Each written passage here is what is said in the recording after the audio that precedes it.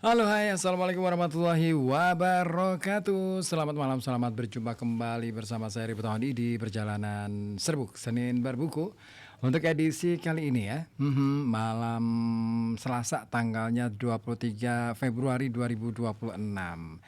Ya, seperti biasa di Serbuk saya akan hadirkan buku kepada Anda dan pastinya layak juga buku ini untuk disimak di ruang dengar Anda.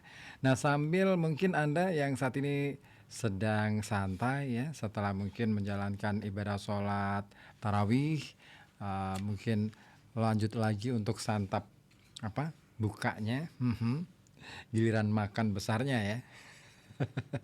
Nah, kali ini saya hadirkan lagi buku yang masih sama, buku Rempah-Rempah Persaingan dan Perebutan pada abad ke-16 yang membentuk dunia modern. Kemarin sudah sampai di bab ketiga ya.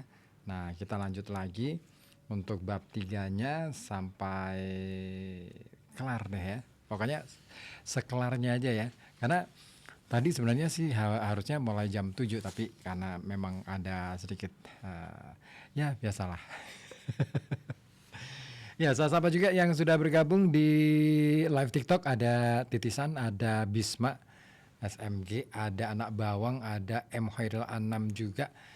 Terima kasih dan Anda kawan ya yang mau bergabung untuk kasih tanggapan atas buku yang saya bacakan malam hari ini.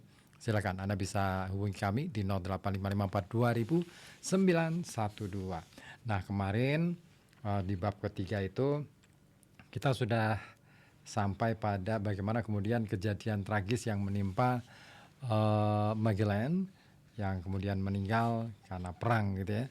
Nah, lalu bagaimana kelanjutannya? Nah, ini dia kelanjutannya. Ya, seperti dikatakan juga ya dalam buku ini bahwa beberapa orang cebu datang membantu mereka, tetapi sudah terlambat dan Magellan sudah mati pada waktu itu. Oke, kita lanjut di halaman 86 dari buku ini.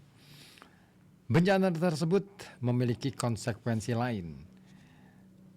Humabon rupanya menangisi kematian Magellan, tetapi dia juga diam-diam melakukan perhitungan tersendiri. Orang-orang Spanyol bukannya tidak terkalahkan. Setelah pertempuran di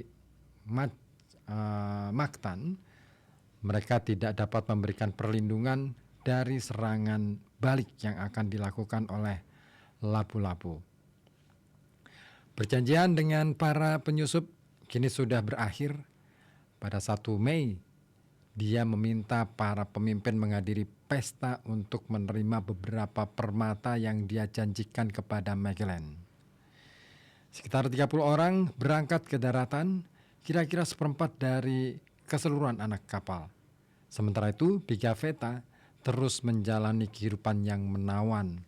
Wajahnya terluka oleh panah beracun dan oleh karenanya tetap diam di kapal. Dia terkejut saat melihat hanya 2 orang yang kembali ke kapal. Mereka memberitahu kami bahwa mereka berdua melihat orang yang telah disembuhkan secara ajaib membawa sang pendeta ke rumahnya.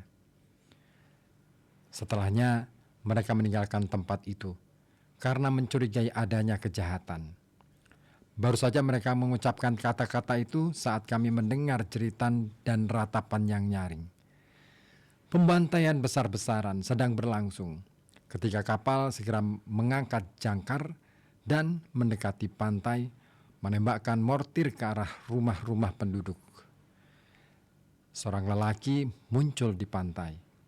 Dia terluka dan tangannya diikat.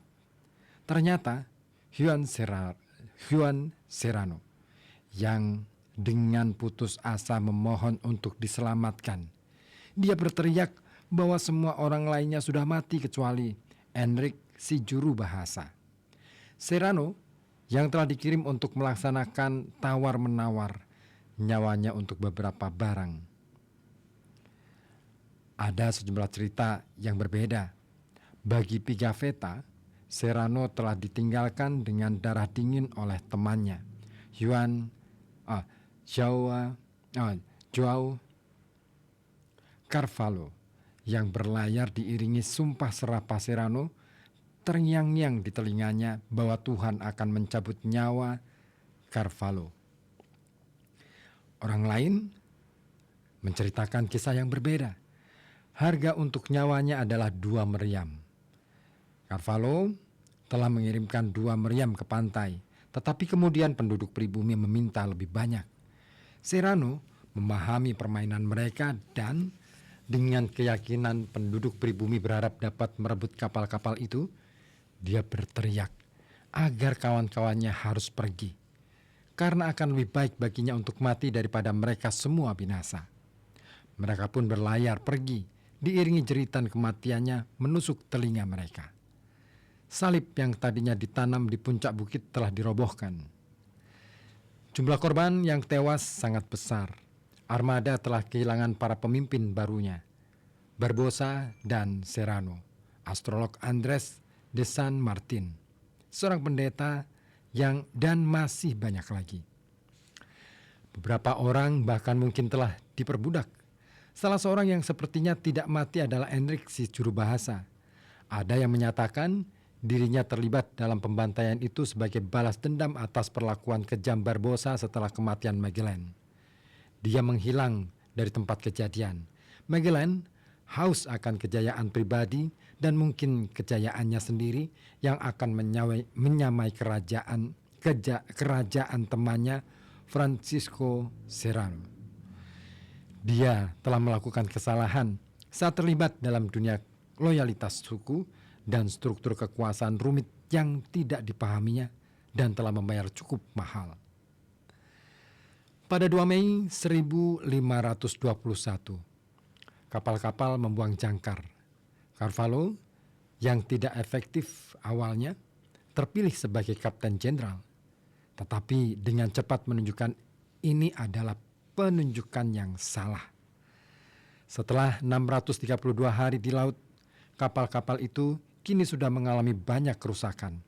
Total awak kapal berkurang menjadi 110 orang. Tidak mungkin untuk mengoperasikan 3 kapal laut dengan jumlah orang yang begitu sedikit. Mereka memutuskan untuk meninggalkan Conception yang sudah lapuk dimakan cacing.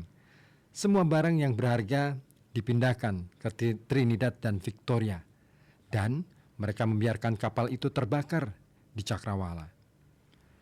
Gonzalo Gomez de Espinosa kini menjadi kapten Trinidad, dan tak lama setelahnya Juan Sebastian Elcano dipilih sebagai kapten Victoria. Mereka berusaha berlayar ke selatan menuju tujuan awal, yaitu Kepulauan Maluku. Selama sebulan mereka mengembara tanpa tujuan, berlayar zigzag melalui pantai Kalimantan, singgah di Mindanao, berhenti di pulau-pulau kecil. Sangat menginginkan perbekalan, tetapi mengkhawatirkan setiap pertemuan yang berpotensi menjadi tindakan pembajakan dan intimidasi. Dalam perjalanan itu, mereka menghabiskan waktu sebulan di Pulau Palawan, surga tropis dengan laguna biru kehijauan dan cahaya cemerlang. Mereka terpesona dengan kecerdasan penguasa Brunei. Bagi Pigafetta, dunia ini masih eksotis dan layak untuk dideskripsikan. Mereka sama sekali tidak tahu di mana mereka berada dan terpaksa menculik beberapa mu'alim lokal dengan harapan dapat mengarahkan mereka ke selatan. Akhirnya, dengan bantuan salah seorang mu'alim ini, pada 6 November 1521, mereka melihat barisan gunung berapi yang mengesankan di Cakrawala. Pertanyaannya adalah, apakah itu pulau yang dituju oleh rombongan Victoria dan Trinidad yang awal mula dipimpin oleh Magellan, tetapi kemudian Magellan mati dalam pertempuran? Nah, bab 4 sepertinya akan mengupas masalah ini. Jangan kemana-mana, tetap di sini di 08554 di FM 91,2 Radio Kota Batik News Interaktif Solutif di Serbuk Senin Berbuku. Dan ditunggu juga respon dari Anda. Silakan Anda bisa hubungi kami di 085542 912.